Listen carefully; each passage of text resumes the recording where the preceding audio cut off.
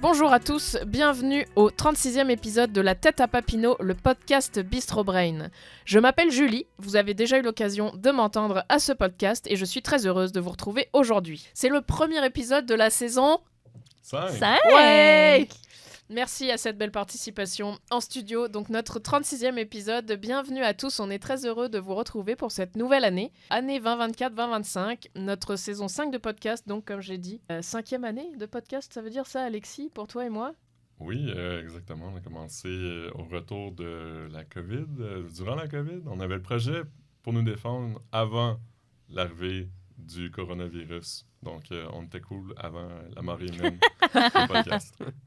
On l'a fait dans les débuts, ok. Le podcast en Zoom, tout ça, ça nous connaît. Mais tout ça, c'est pas grand-chose d'intéressant. Donc, on vous souhaite la bienvenue à tous aujourd'hui. Merci de nous écouter. Merci d'être là, encore une fois, de nous suivre.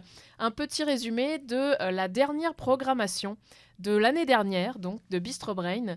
Bistro Brain a totalisé 24 événements, 118 présentations, 2148 participations, et 17 000 visionnements. Mais là, vous vous demandez, hey, mais en fait, Bistro Brain, c'est quoi?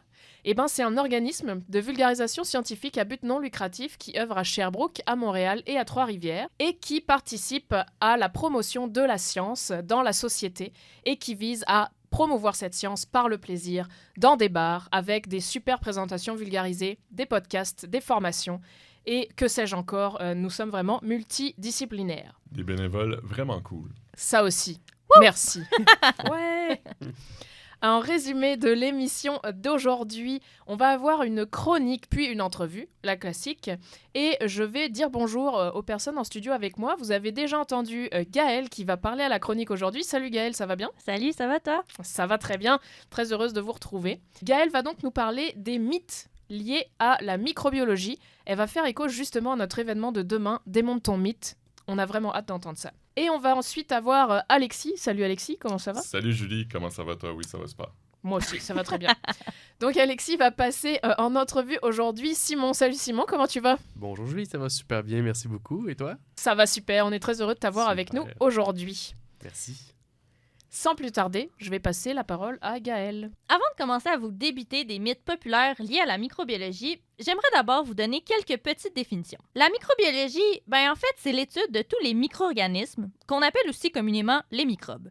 Il existe plusieurs sortes de microbes, comme par exemple les bactéries, les virus ou les champignons, pour ne nommer que les plus populaires. Les microbes peuvent vivre dans des environnements extrêmement variés. Il en existe à peu près d'ailleurs dans tous les endroits auxquels vous pourriez penser. Et vous, en studio, avez-vous des idées vite comme ça qui vous viennent d'environnements ou d'endroits où les microbes pourraient vivre? Sur mon téléphone portable. Définitivement. Le fond de ma toilette. Dans ma face.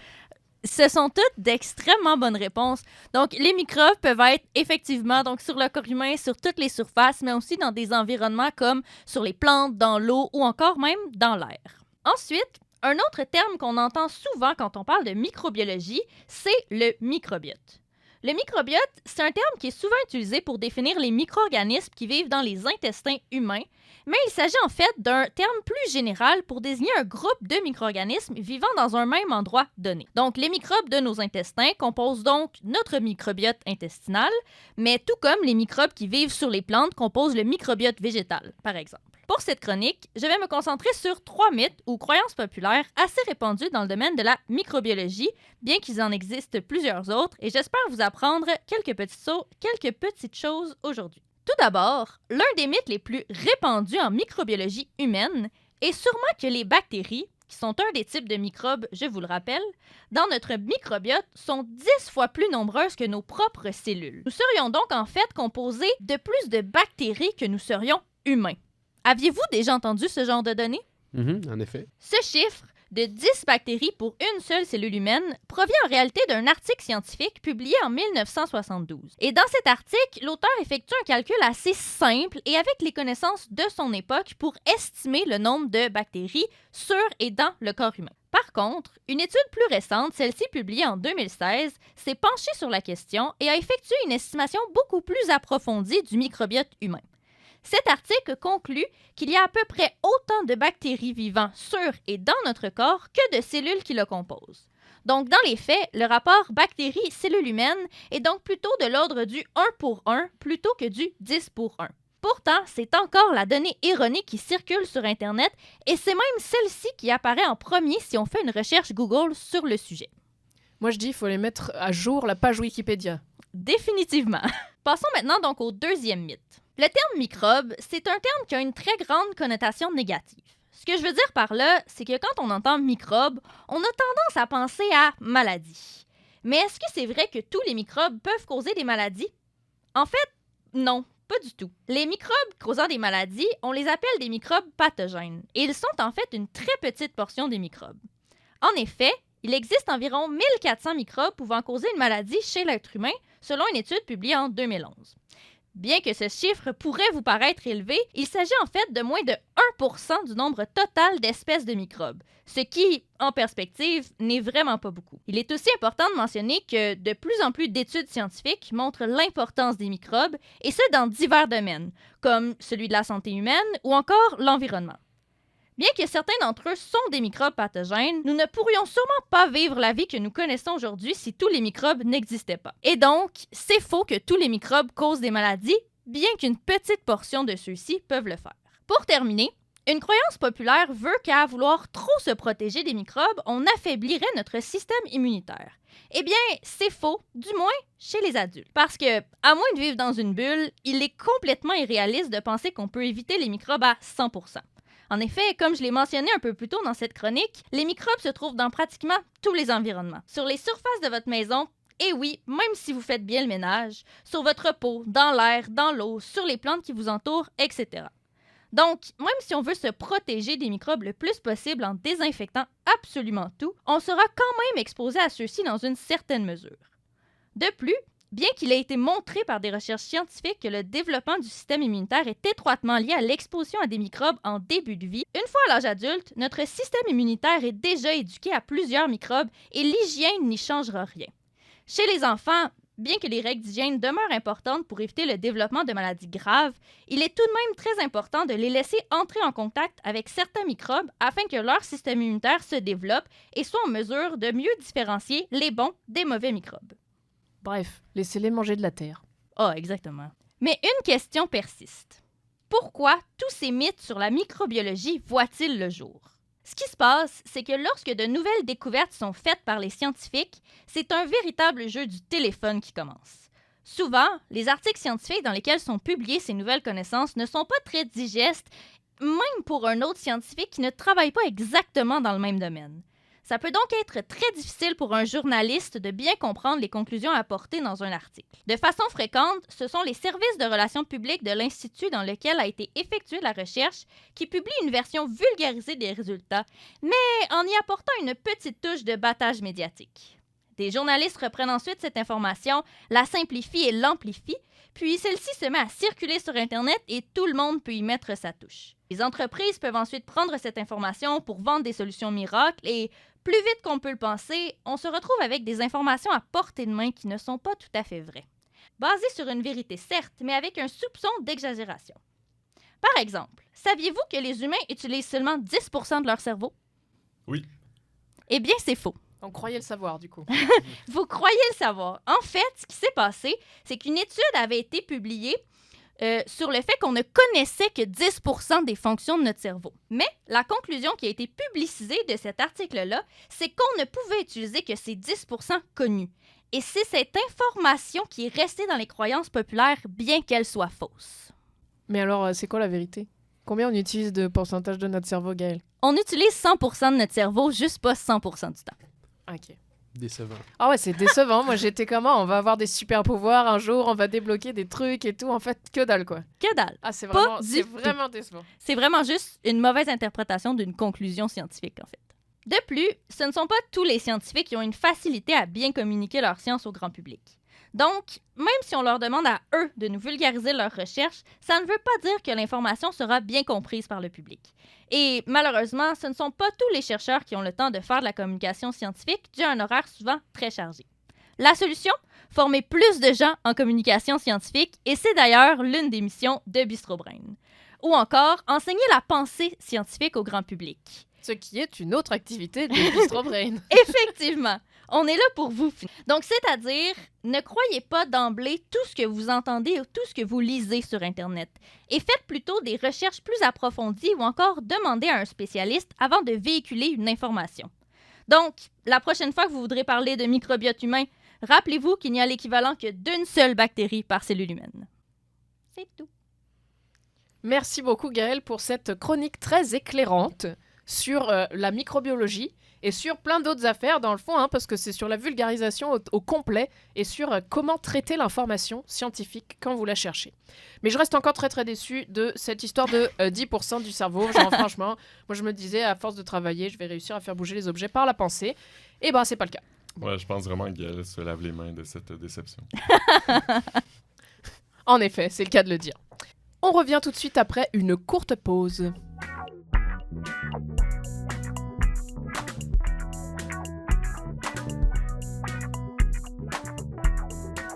Donc nous voilà de retour pour cette deuxième partie d'épisode 36 de La tête à Papineau. Après avoir écouté cette magnifique chronique sur la microbiologie de Gaëlle, je laisse la parole à Alexis qui passe Simon en entrevue. J'étais vraiment ravi d'entendre l'histoire des microbes de Gaëlle. Merci. Dit comme ça, la microbiologie de Gaëlle. Donc, j'ai ici devant moi un étudiant en doctorat de recherche en bioinformatique à l'Université de Sherbrooke, également complété une maîtrise de recherche en biologie moléculaire qui en fait de lui un biologiste. Également fondateur de l'entreprise d'apiculture, donc des abeilles, c'est bien concept ce que tu nous dis, Julie, qui s'appelle Apis Divisio, en 2016 et établi maintenant à Mascouche. Et également activement impliqué auprès du regroupement étudiant Rush Campus à partir de 2017, même date de fondation qui est Bistro Brain.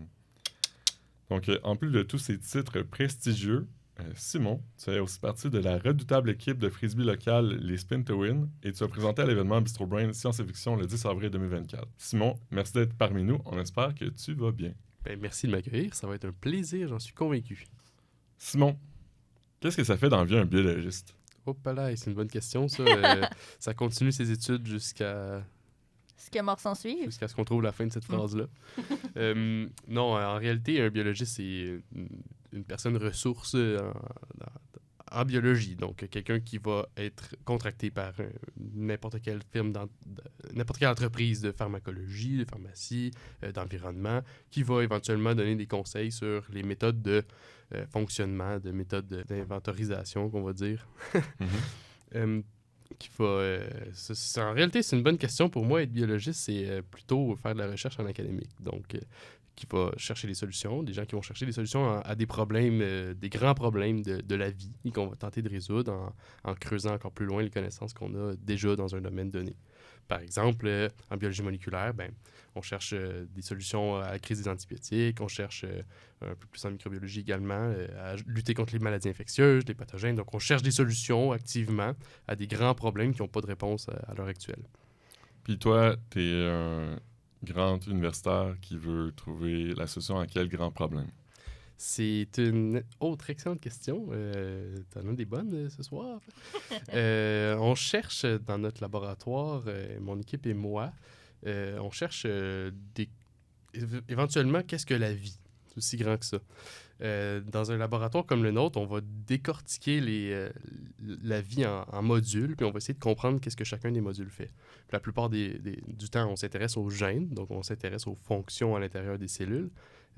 Quelles sont les fonctions dans les cellules qui sont importantes pour le maintien de la vie, pour la perpétration des fonctions biologiques. Donc, on va essayer de comprendre vraiment comment la vie fonctionne à son niveau le plus simple. Donc, en défaisant les cellules en petits blocs Lego, puis en essayant de comprendre qu'est-ce que chaque bloc Lego fait, où est-ce qu'il s'emboîte, quelle couleur qu'il est, puis quand est-ce qu'on a besoin de lui pour construire une structure particulière. Et comment tu t'y prends pour étudier la vie? Tu t'assois, tu regardes les coccinelles. Qu'est-ce qui se passe? Ça prend un très bon microscope. Non, en réalité, on parle ici de biologie moléculaire. Donc, nous, ce qui nous intéresse, c'est vraiment ce qui se passe au niveau des molécules à l'intérieur des cellules. Donc, on va s'intéresser au flux métabolique, donc comment les vitamines se déplacent à l'intérieur d'une cellule, comment elles sont partagées entre les cellules, comment elles sont utilisées à l'intérieur d'une cellule pour promouvoir la vie, donc la multiplication de la cellule, d'une bactérie, par exemple.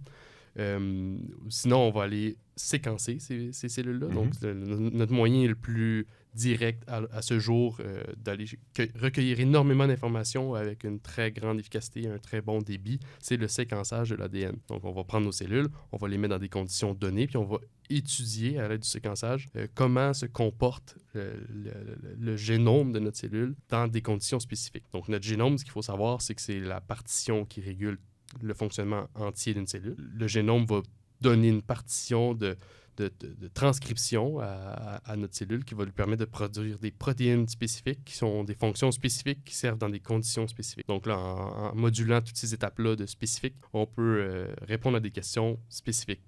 Et questions spécifiques, quand tu dis séquencer l'ADN, dans le fond, c'est un peu... J'avais entendu dire un peu le livre de recettes, dans le fond. Tu sais, tout placer les mots, les lettres ensemble pour vraiment faire un peu de sens. Puis, exactement. Tu parles de produire des protéines, donc c'est un peu le repas qu'on fait à la fin. Là. Exactement. Le repas, c'est un peu... c'est une analogie un peu douteuse parce qu'on ne va pas manger notre protéine puis sa vie ne se termine pas là. En fait, ce qui va nous intéresser surtout, c'est la fonction de cette protéine-là. Une protéine va rester un certain temps dans la cellule active, donc va rester dans le cytoplasme, donc l'intérieur de la cellule. Ça, c'est la soupe. Là. Ça, c'est la soupe à l'intérieur de la cellule, exactement. Puis là, les protéines seraient comme tous les petits morceaux d'alphabet puis les petits pois verts qui flottent dans la soupe. Mais tous ces morceaux-là ont une fonction spécifique. Par exemple, transcrire l'ADN, traduire des ARN en des protéines, par exemple, ou bien diviser la cellule, ou bien la faire grandir, ou bien la faire bouger. Donc, il y a énormément de fonctions qui sont encodées dans les protéines. Mais ce qu'il faut comprendre, c'est que pour nous, la vie ne se résout pas à quelques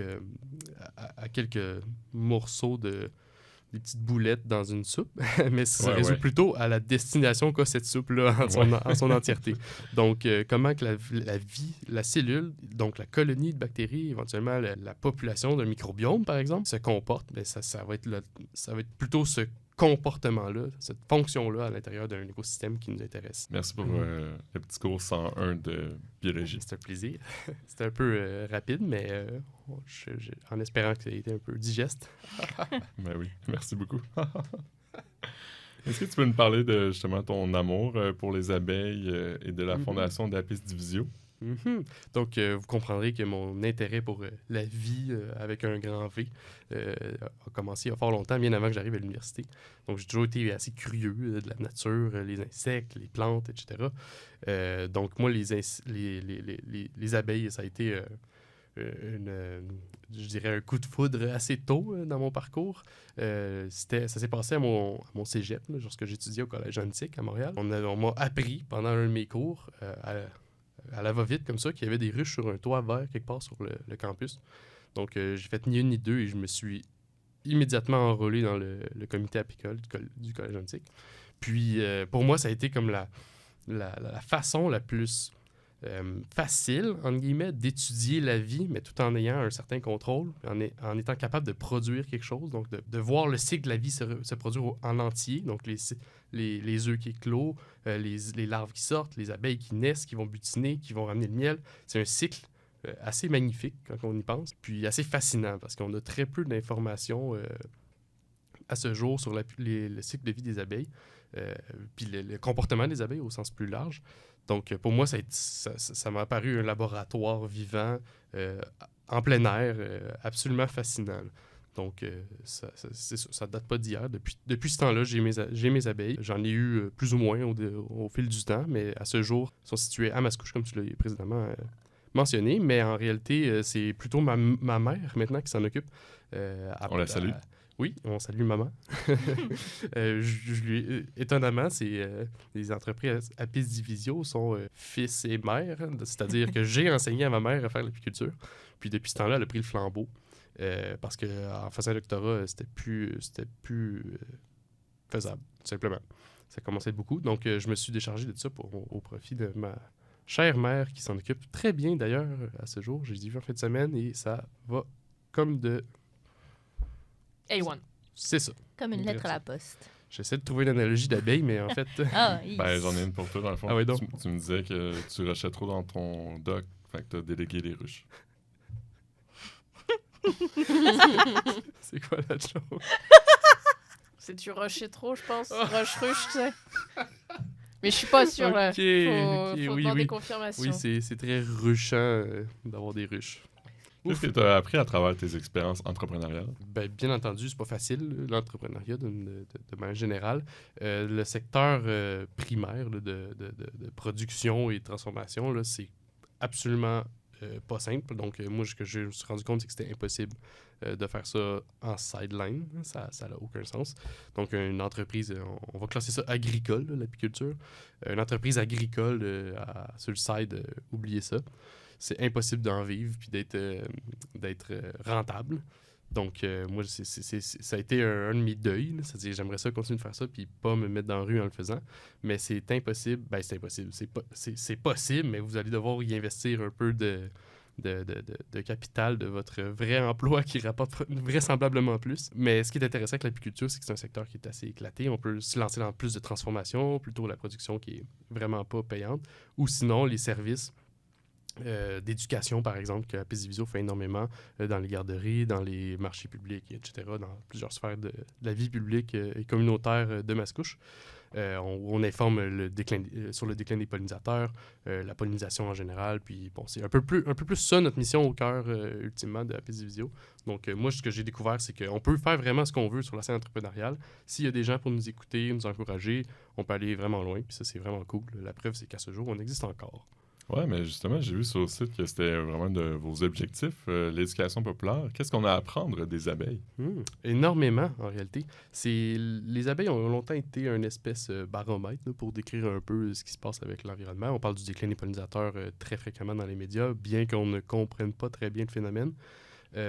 Donc, c'est effectivement un très bon indicateur de la santé, de l'écologie, puis aussi de différentes sphères de l'économie jusqu'à un certain point, là, lorsque on voit les impacts que le déclin des pollinisateurs va avoir sur l'économie dans les 50 ou 100 prochaines années, puis on se rend compte qu'il n'existe pas assez d'argent sur la Terre pour payer les dommages aux services qu'il va y avoir sans pollinisateurs. Donc, évidemment, c'est un peu alarmiste, mais en réalité, ces pronostics-là sont documentés de plus en plus. Heureusement, on s'y intéresse. Donc, bien que les abeilles ne viennent pas d'ici, d'ailleurs, hein, il n'y a pas d'abeilles à miel au Québec nativement. Donc, on pourrait se questionner sur la légitimité de les cultiver artificiellement ici. Mais la raison pour laquelle nous on le fait, c'est justement pour véhiculer l'information et éduquer le plus de gens possible sur ces problématiques-là qui nous concernent tous, ultimement. Ben oui, c'est bien plus interactif d'en parler puis d'avoir la démonstration juste à côté. Exactement. Donc, après ça, une fois que vous avez vu les ruches et les abeilles à miel, je vais vous informer que ce qui nous intéresse réellement, ben, c'est les 350 ou 400 sortes d'abeilles indigènes qui habitent au Québec qui sont nettement plus importantes pour nos écosystèmes. Ça vient d'où une abeille à miel, si ça vient pas du Québec? Bonne question. Le genre Apis mellifera viendrait originalement de l'Eurasie, la région de l'Eurasie ou le nord de l'Afrique. C'est pas super clair. Il y a différentes espèces aussi. Un très grand nombre d'espèces, en fait. Donc, on n'est pas super convaincu de la provenance exclusive de notre espèce qui est Apis mellifera, je l'ai déjà dit, qu'on utilise en apiculture. Mais ça serait dans les régions plus chaudes du monde. Donc, ici, au Québec, on est vraiment des guerriers de continuer de faire de l'apiculture. Il y a des gens qui en font jusqu'à Terre-Neuve. C'est assez fascinant parce que les conditions là-bas sont absolument pas appropriées pour faire ça. On est loin des figuiers et de ce qu'on peut s'imaginer dans la vallée du Nil, où est-ce que les abeilles pourraient provenir, par exemple. Peut-être une question pratique. Qu'est-ce qu'on peut faire du coup pour lutter contre la baisse des pollinisateurs? Puis c'est ça. Mettons de chaque personne qui habite à Sherbrooke, qu'est-ce qu'on peut faire? Ouais, c'est une très, très bonne question. Il faut pas énormément d'initiatives en réalité pour faire une différence. On l'a vu récemment dans les 2 dernières années, par exemple. La ville de Sherbrooke a mis des incitatifs à laisser, par exemple, Gazon. sa pelouse, exactement, se révéler à son état sauvage. Donc, ça, c'est des pratiques très, très faciles qui permettent... c'est essentiellement de la paresse. On a juste besoin de rien faire. Puis ça... Ce qui est quand même cool. C'est cool, les problèmes qui se résolvent comme ça. Donc, on a juste besoin de rien faire et éventuellement, il va se créer une espèce de connectivité entre les friches puis entre les espaces nourriciers pour les différentes espèces comme les papillons et évidemment les abeilles. Donc, c'est une action très, très facile à faire. Là, c'est un peu... on est un peu loin du printemps, mais oubliez-le pas, en mai, habituellement, c'est le mois où est-ce qu'on ne tombe pas. Donc, si vous pouvez même maintenir ça le plus longtemps possible jusqu'à temps que vos voisins soient vraiment furieux, c'est l'idéal. Mais ça fait Parfait. aussi en sorte que les pelouses sont en meilleure santé pour le reste de l'été. Ah, probablement, oui, en effet. Je ne suis pas non plus pelousologue, mais j'oserais dire que ton argument ici est probablement valable. J'ai lu ça sur Internet à un moment donné. Cool. C'est cool, Internet. Ah Il non. faut vérifier ses sources. Bon point. T'as-tu vérifié cette source-là? 2016-2017. C'est pareil au même. Parlant de date, en avril 2024, Simon t'a offert une présentation intitulée La génétique au cœur de Dune. Je le dis en anglais parce qu'il y a une œuvre originellement publiée en anglais. Mm. À l'événement Science et Fiction de Bistro Brain, à laquelle plus de 250 personnes ont assisté à ce jour. Là. Je compte 170 personnes dans la salle et la balance en ligne. Wow. Comment tu décrirais ton expérience à nos auditeurs, auditrices, comme présentateur? Mhm. C'était définitivement super le fun. Donc, ça, c'est... j'ai pas besoin de réfléchir beaucoup avant de dire ça. J'ai adoré préparer ce sujet-là. J'ai adoré le communiquer avec les gens. C'est un peu stressant de voir qu'il va y avoir plein de gens. D'ailleurs, il y avait énormément de gens. J'en suis à ce jour encore épaté. Mais ça a été une expérience vraiment... exactement. Au moins amusante, au plus enrichissante, définitivement. J'y ai performé un petit peu de mes trucs de communication. Puis bon, je sentais que je m'entendais très bien avec l'auditoire, donc ça a bien été. J'ai vraiment hâte de le refaire, Alexis. Ouais, je pense que tu avais plusieurs blagues en réserve justement pour l'auditoire. Là. C'est surtout ce sur quoi on met l'accent, l'émotion, puis justement, pas juste parler, mais aussi parler au public. Ouais, exact.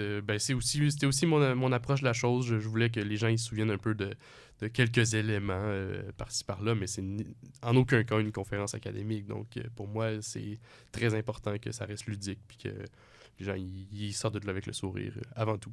C'est vraiment notre plus grande paye en ce moment, Bistro Brain, Cool. de recevoir des sourires comme c'est des gens qui sont très reconnaissants de cette diffusion du savoir à travers le plaisir.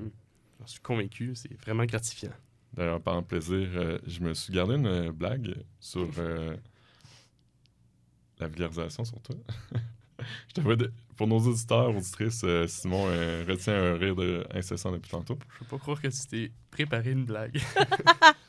Pour ça. Qu'ont en commun les abeilles et mes blagues sur la vulgarisation scientifique?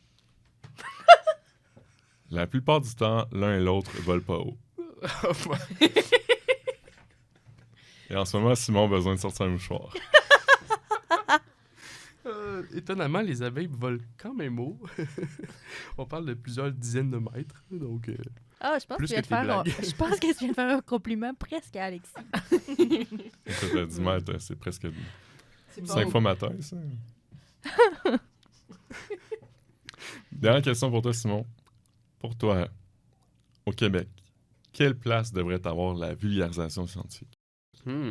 Définitivement, pour faire écho à ce que Gaël disait, il en faut plus. Il faut qu'il y en ait partout. Il faut qu'il y en ait moindrement que vous avez envie d'accéder à de l'information, il faut qu'elle soit digeste, il faut qu'elle soit disponible, il faut qu'elle soit vérifiée. Donc, pour moi, c'est tout à fait critique dans une société qui se respecte que l'information soit distribuée de cette façon-là. Donc, à mon avis, les organisations, je dis au sens plus large, comme Bistro Brain, sont non seulement essentielles, mais devraient être favorisées davantage. On devrait investir nettement plus dans ce type j'allais dire, de croisade-là. Ça devrait pas être une croisade, en fait, d'essayer de démonter tous ces mythes-là qui sont dans la jungle d'informations qui sont les médias de nos jours. Mais investir aussi au sens plus, pas nécessairement monétairement, là, bien que je suis convaincu que vous n'en feriez fi. Mais surtout en termes d'intérêt, je veux dire, les gens devraient être encouragés à s'intéresser à ça puis à passer un certain temps à regarder, à consommer de l'information valide et pertinente et la véhiculer. Genre, ici, on a la chance à l'université, sur les campus, la plupart des gens sont intéressés par la majorité des choses. Quand on entend quelque chose de nouveau, le premier réflexe, c'est d'en poser des questions. J'encourage la plupart des gens que je connais à essayer de faire la même chose, puis d'aller au bout de leur raisonnement et de leur questionnement, peu importe le sujet sur lequel il est question. Donc, que ce soit pour le microbiome ou bien la microbiologie ou la vie, les abeilles, etc. Cherchez le plus longtemps que vous pouvez sur l'information et vous allez juste vous rendre compte que c'est extrêmement intéressant puis qu'on ne peut pas s'arrêter une fois qu'on a goûté à cette curiosité-là. Quel éloge, quel éloge. Merci beaucoup, Simon. Merci à toi, Alexis. Pour reprendre ton conseil de pelousologue, je pense que de la même façon qu'on peut aider la nature en étant lâche, en laissant pousser son gazon, c'est un peu aussi dans le même esprit que ta vulgarisation se fait. Là. On est dans la loi du moindre effort. Et je crois que, humblement, Bistro Brain répond bien à ça en étant accessible au centre-ville, en étant gratuit. Donc, on rejoint bien la philosophie de la pelousologie. Ouais, vous êtes définitivement plus dévoué qu'un brin de gazon laissé à l'état sauvage. Donc, vraiment, je vous salue pour ça d'ailleurs. Un grand merci pour ta présence aujourd'hui à l'épisode et on se revoit très bientôt. On invite aussi nos auditeurs auditrices à aller voir ta présentation en ligne. On va d'ailleurs mettre le lien YouTube en description de l'épisode. Merci. Merci beaucoup Alexis, merci beaucoup Simon, c'était super intéressant. On voit une variété de parcours, encore une fois, comme on voit chez beaucoup de nos invités, autant universitaires que suivent ta passion pour les abeilles, que ton intérêt pour la vulgarisation au final, donc un grand merci. Ça conclut notre épisode d'aujourd'hui. Des remerciements à tout notre auditoire, des remerciements également à tout le monde en studio. Merci Gaël, merci Alexis pour votre présence aujourd'hui. Merci à toi. Ça m'a fait le plus grand plaisir.